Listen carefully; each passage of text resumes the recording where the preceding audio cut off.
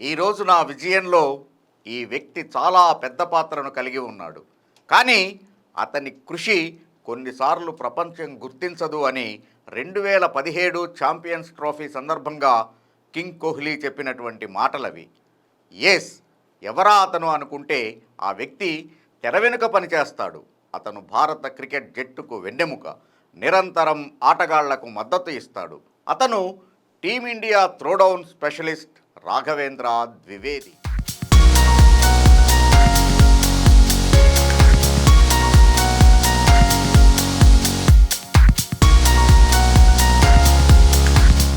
ఆ అబ్బాయి క్రికెటర్ కావాలని కలలు కన్నాడు.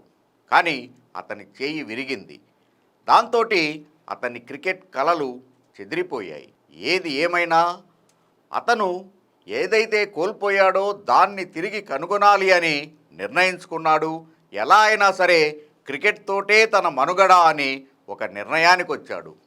దాంతో పట్టు వదలకుండా శ్రమించాడు. ఈరోజు భారతదేశం T20 ప్రపంచ కప్ గెలిచింది అంటే ఆ విజయం వెనుక ఉన్నటువంటి సూత్రధారులలో ఒకటిగా నిలిచాడు.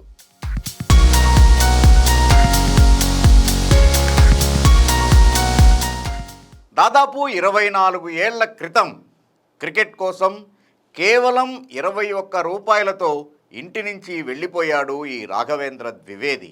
అతని ప్రయాణం భారత ప్రపంచ కప్ విజయంలో కీలక పాత్ర పోషిస్తుంది అని, ఈ స్థాయికి చేరుకుంటాను అని కూడా ఆ రోజున ఆ కుర్రాడికి తెలియదు. రాఘవేంద్రకు క్రికెట్ అంటే విపరీతమైన అభిరుచి, ప్రేమ. కానీ అతని తండ్రికి మాత్రం క్రికెట్ అంటే ఎలర్జీ.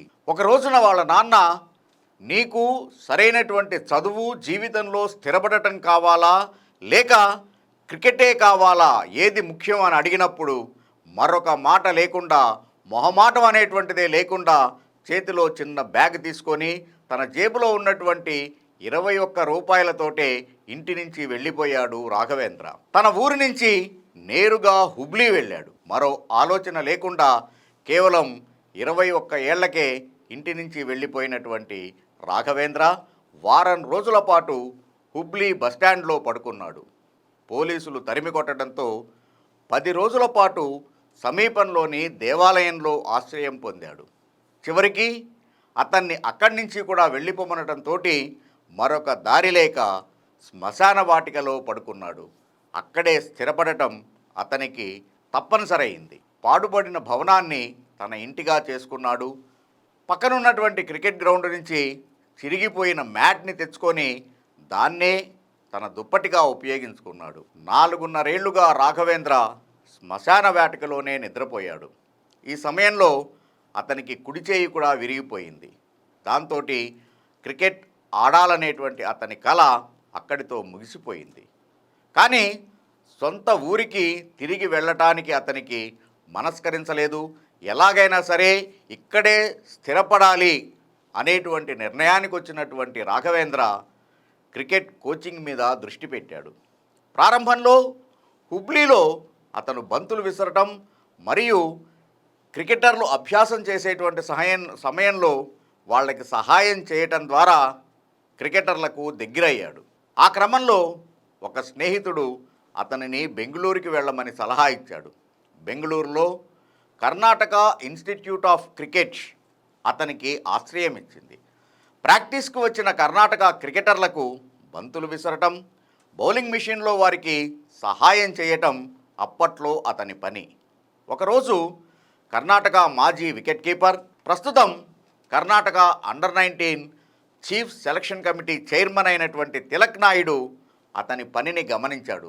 బహుశా రాఘవేంద్ర జీవితంలో అదే టర్నింగ్ పాయింట్ అనుకోవచ్చు. రాఘవేంద్ర అంకిత భావానికి ముగ్ధుడైన తిలక్ నాయుడు అతన్ని మాజీ స్పీడ్ స్టార్, కర్ణాటక క్రికెటర్ అయినటువంటి ప్రస్తుతం ICC మ్యాచ్ రెఫరీగా ఉన్న జవగల్ శ్రీనాథ్కి పరిచయం చేశాడు.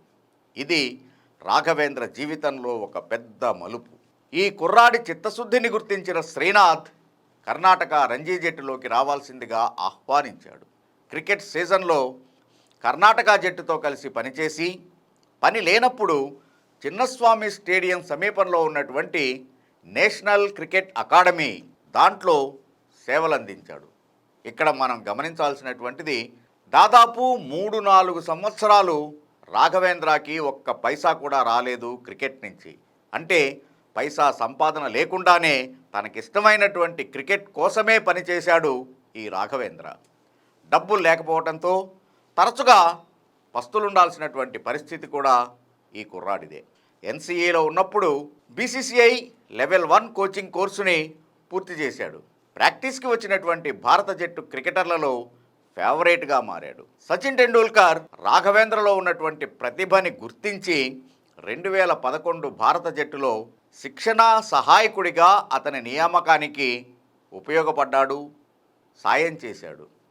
అది అతనికి మరొక జీవితాన్నిచ్చింది ఆ రోజు.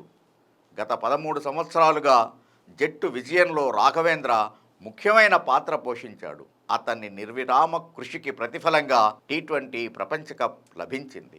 మరొక సందర్భంలో విరాట్ కోహ్లీ మాట్లాడుతూ రాఘవేంద్ర 150 కిలోమీటర్ల వేగంతో వేసేటువంటి బంతుల్ని నెట్స్లో ఎదుర్కోవటం ద్వారా ప్రపంచంలో మేటి బౌలర్లు నాకు సామాన్యమైనటువంటి మీడియం పేస్ బౌలర్లుగా కనబడుతున్నారు అని అన్నాడు. అంటే రాఘవేంద్ర కృషి ఎంత ఉందో.